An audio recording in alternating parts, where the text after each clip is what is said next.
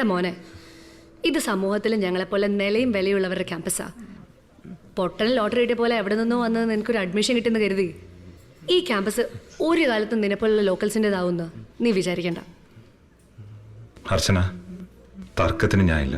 ഞാൻ ഇവിടെ നിൽക്കുന്നില്ല. നിങ്ങളുടെ പ്രശ്നം പോയേക്കാം, പ്രശ്നം തീരുമല്ലോ. പൊക്കോ പൊക്കോ, ഞങ്ങളുടെ കൺവെട്ടത്തൊന്നും പെടാതെ പൊക്കോ. വാ. അർച്ചന, ഇവനങ്ങനെ വെറുതെ വിടരുത്. അതിനെക്കുറിച്ച് ആലോചിച്ച് നിങ്ങൾ ആരും ടെൻഷൻ അടിക്കണ്ട. അവന് കൊടുക്കാനുള്ള ഒരു മുട്ടൻ പണി എന്റെ കയ്യിലുണ്ട്.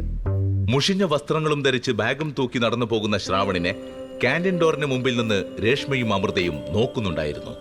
തങ്ങൾക്കൊന്നും ചെയ്യാൻ സാധിച്ചില്ലല്ലോ എന്ന കുറ്റബോധം രേഷ്മയുടെയും അമൃതയുടെയും മുഖത്തുണ്ടായിരുന്നു. ഈ അവഗണന ശ്രാവണിന് പുതിയതല്ല. ഈ കോളേജ് ശ്രാവണിനെ പോലുള്ള സാധാരണക്കാരോട് എന്നും അങ്ങനെയായിരുന്നു.